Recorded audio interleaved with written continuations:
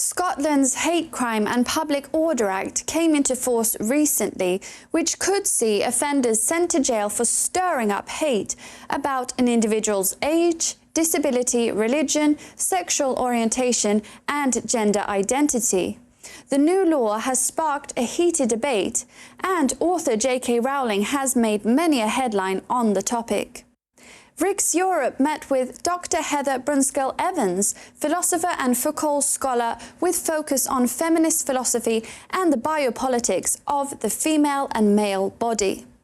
How do you view the current state of discourse surrounding hate crime legislation in Scotland?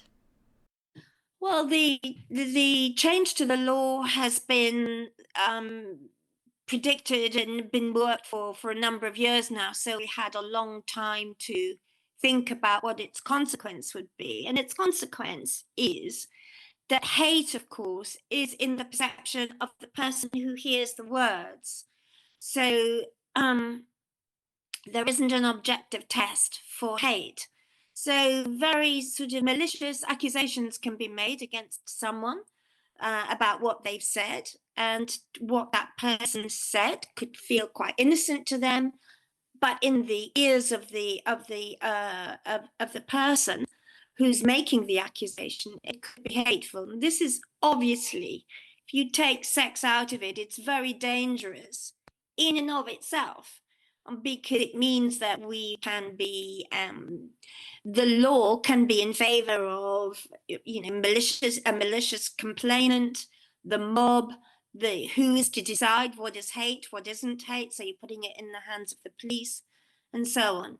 So that's the general problem with it. The specific problem with it in relation to sex and gender identity is that if I say, which I do and have said for a number of years, that men who identify as women are in fact men, that is perceived as a statement of hate rather than a statement of biological fact, and would put me at the wrong side of the law. Now, what you didn't ask me about JK Rowling, but if I bring JK Rowling in at this point, she did a very astute move, one that's quite amusing, actually, and perfect, because what she did was immediately the bill came into an actual act, an actual law. She put out a series of statements saying, there are various people in Scotland, as there have been in England, but there are in Scotland, which is where the law has come in, who have claimed to be female but have carried out gross acts of sexual violence towards women and have been put into women's prisons. She called these men.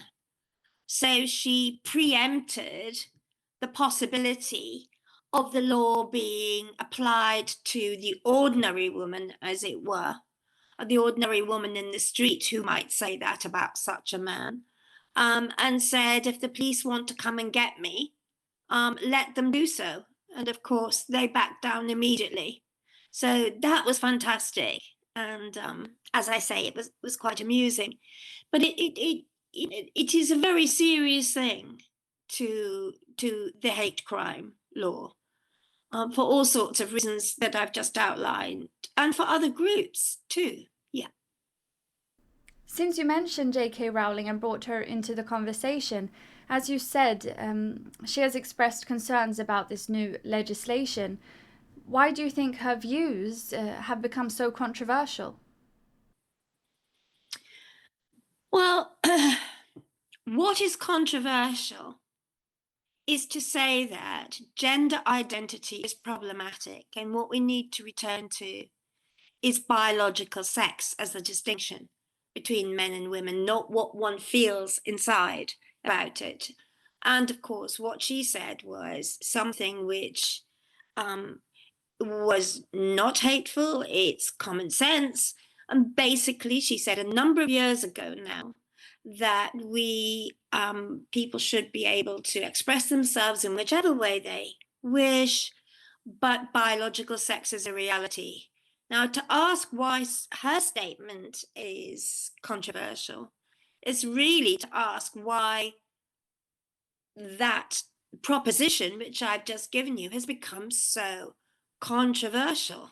So she was just expressing what many other women, grassroots organizations, feminist philosophers, women of all different kinds have been saying for a number of years. She joined into the debate, and of course, because of her high profile, she, a lot of the hatred, as it were, was directed towards her, or a lot of the objection to the statement that biological sex matters was directed towards her.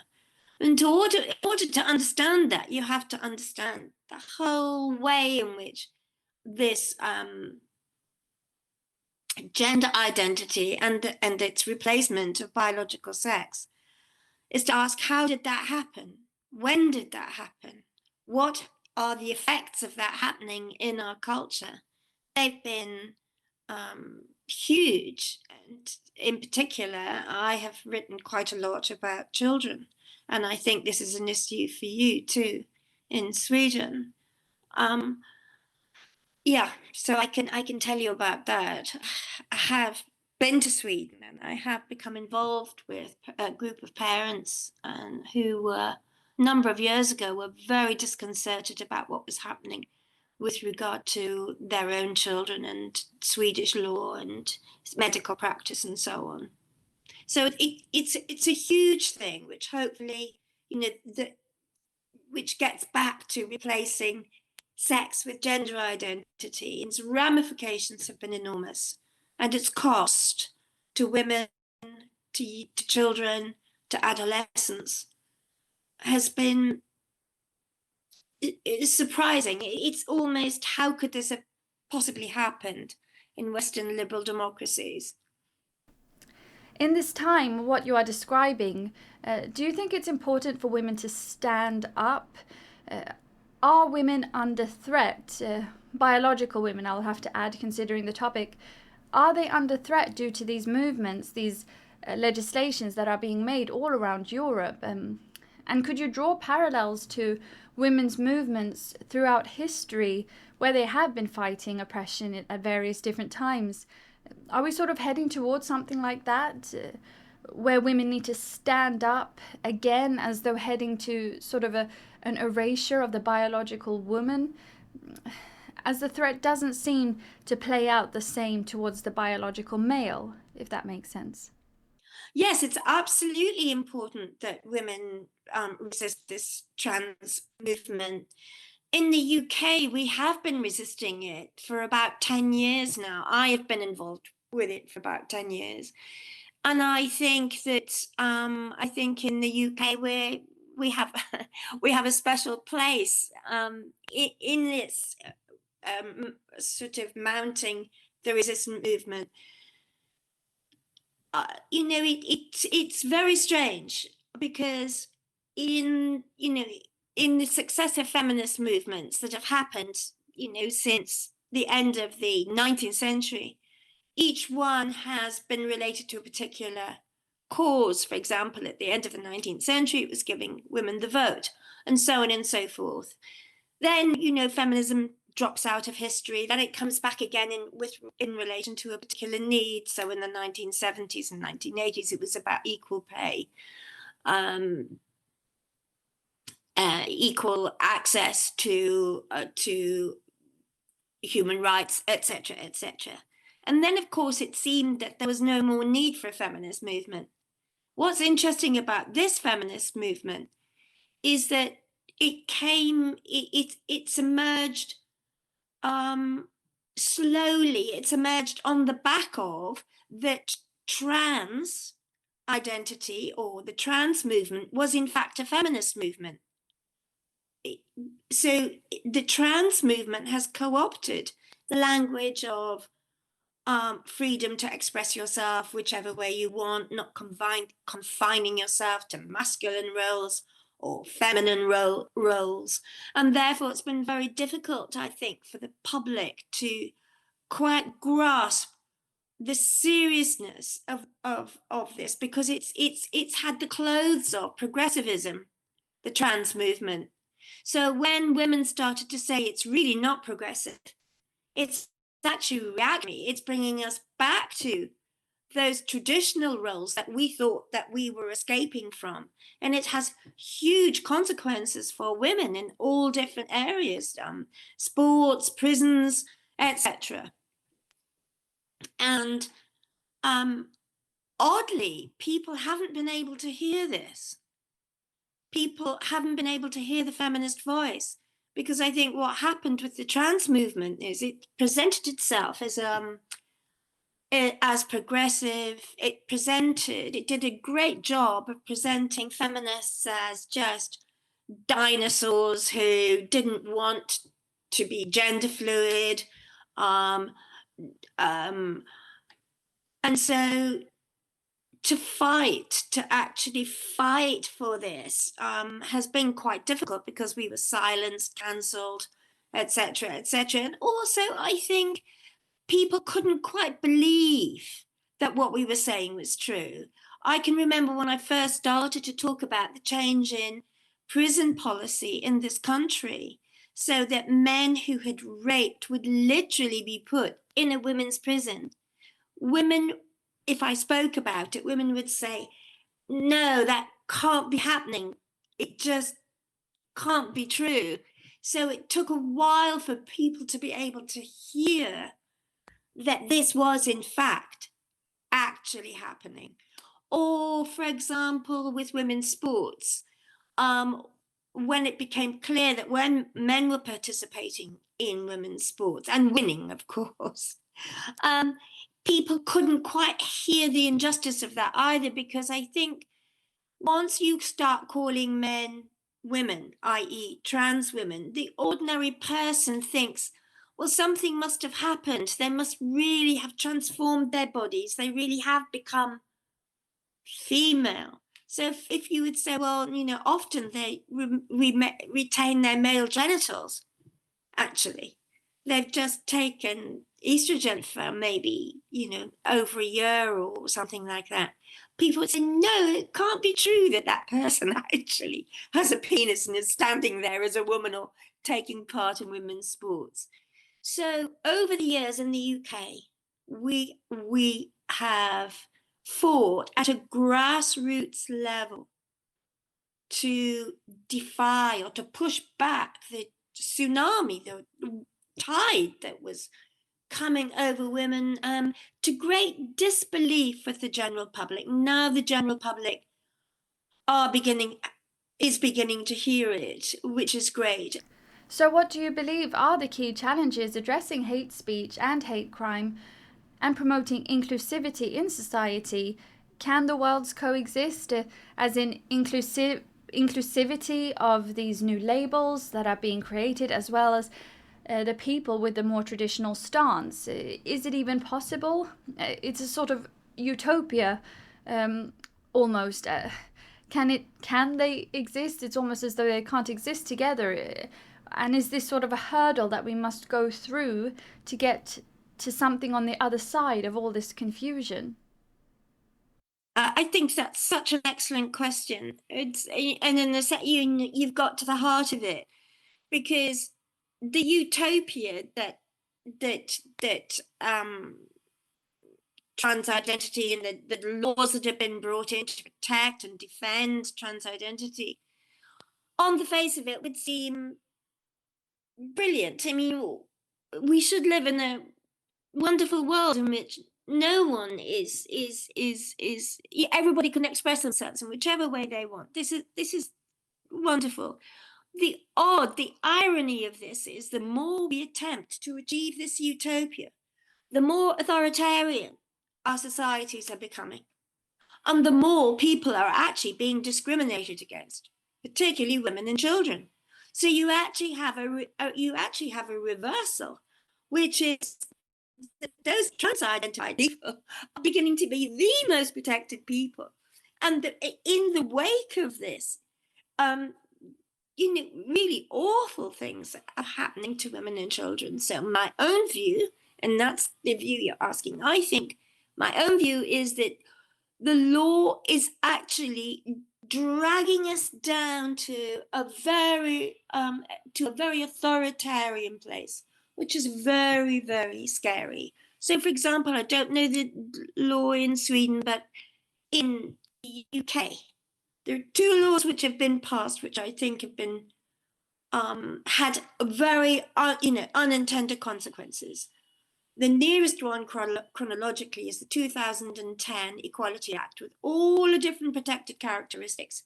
To me, that law should be undone. The protected characteristics have created problems. They haven't released us from being unpleasant or not protecting other people. They've created a sort of chaos, really. And I don't know that since 2010, anybody has been more protected than they were in 2009 in this country. I think it's the opposite.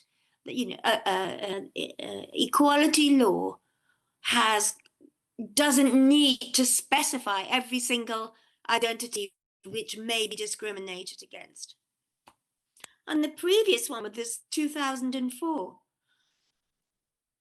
act in this country, which created the fiction, the Gender Recognition Act 2004, which created a fiction that we could actually change sex. And I think the combination of both of those have been extremely detrimental. So my own view is, of course, that we should not return to very traditional views necessarily of gender. My own view is I really don't care too much how people express themselves. But I do think there is a biological reality to being male and female, and this biological reality has consequences for our lived lives and our social lives, and for children too. So I think, to answer your question, I think that I've forgotten the terms you used, but you talked about a sort of utopianism on the one hand, and not really more traditional. I don't think that to get rid of the utopianism means that we have to get to tradition. I don't know quite what you mean by traditional. If you mean by traditional that women, it's women who give birth from their bodies and breastfeed, and that women's sports need to be protected, and that women's shouldn't be imprisoned with biological males. If that's what you mean by traditional, yes, please let us return to the traditional. But you might mean I don't know what you mean by that, but by tradition, I want to proviso that I don't mean that women to go back to the kitchen and never leave it. No, exactly. As in the biological male, biological female, together with the trans movement and the new labels, is there a way for it all to sort of coexist? I don't think there is. I think we should reclaim traditional in that sense, because what is happening, another thing I haven't mentioned was surrogacy. That I think surrogacy is becoming an industry. It's really serious because women's bodies are being utilized for these utopian new relationships which are going to be created. And of course, I'm very concerned about the erasure of the mother, children who are brought up without a female figure, without knowing, without the significance of the mother. Both culturally, the mother is very significant, and in reality, mothers are very significant.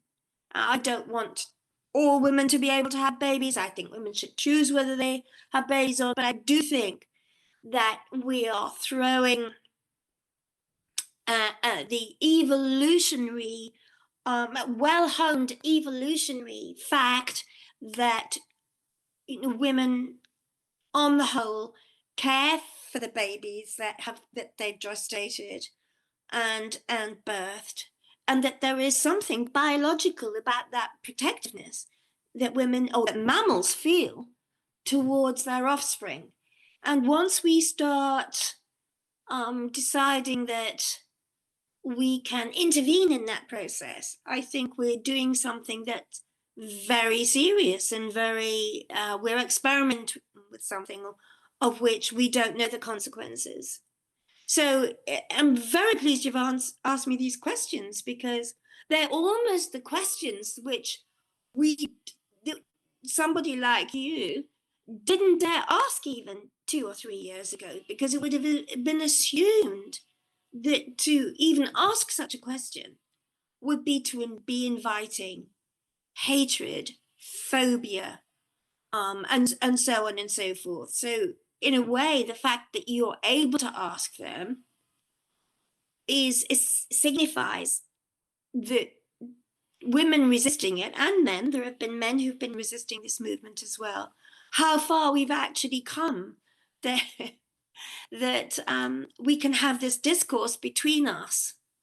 Thank you so much, Dr. Heather Brunskell-Evans, philosopher and Foucault scholar with focus on feminist philosophy and the biopolitics of the female and male body. Thank you very much for having me. And thank you for watching Riks Europe.